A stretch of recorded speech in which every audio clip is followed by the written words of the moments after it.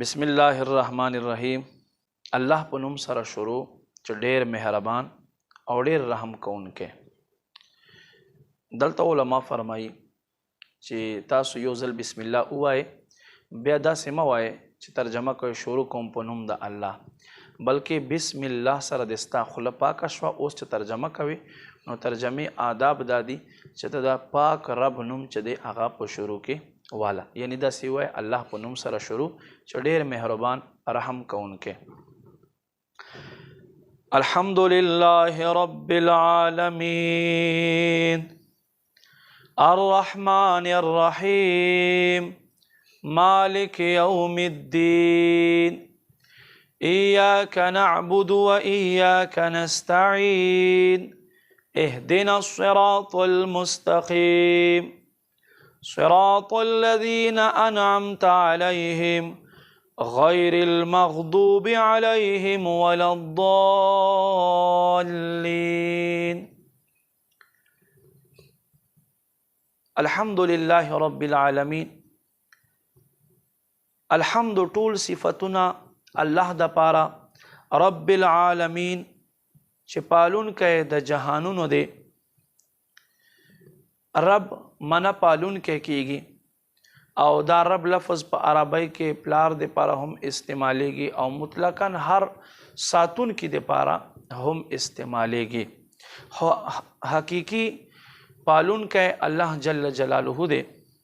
الرحمن ډیر مهربان، الرحیم ډیر رحم کون کې، مالک یوم الدین مالک باچا دے، یوم الدین دا ورځ د جزا.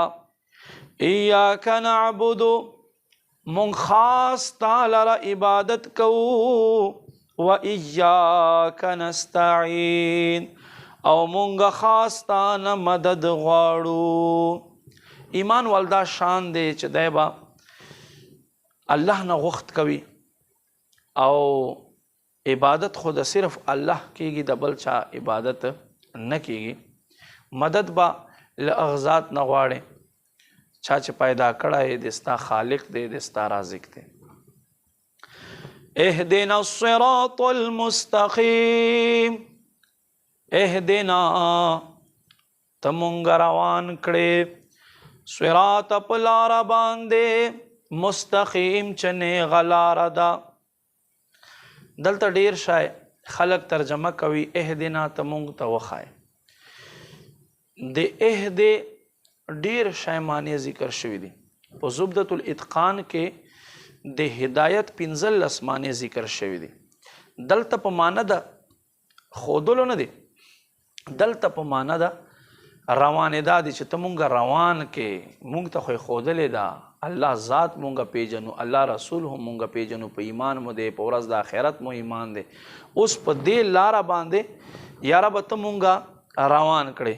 اهدنا الصراط المستقیم ته مونږ روان کړې په نیغه لاره باندې. صراط لار د الذین هغه خلکو انعمت چې انعام تا کړی علیهم په دوی باندې، غیر المغضوب علاوه د هغه خلکو غضب کړی علیهم په دوی باندې چې ستا، ولا الضالین او نه لار د ګمراهانو. غیر المغضوب علاوه د هغو خلکو چا باندې چې تا غضب کړی، ته غوسه شوی. غضب غصې ته وایي. دین مراد مفسرین کرام فرمایي چې یهود دی، چې یهودو باندې الله غضب فرمایلی دی.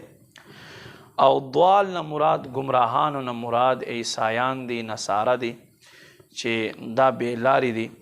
نو دا یو قسم ته دعا هم ده. ګوره په دې صورت کې 9 آیتونه دي. په دې 9 آیتونو کې د رب کریم صفت هم بیان شو.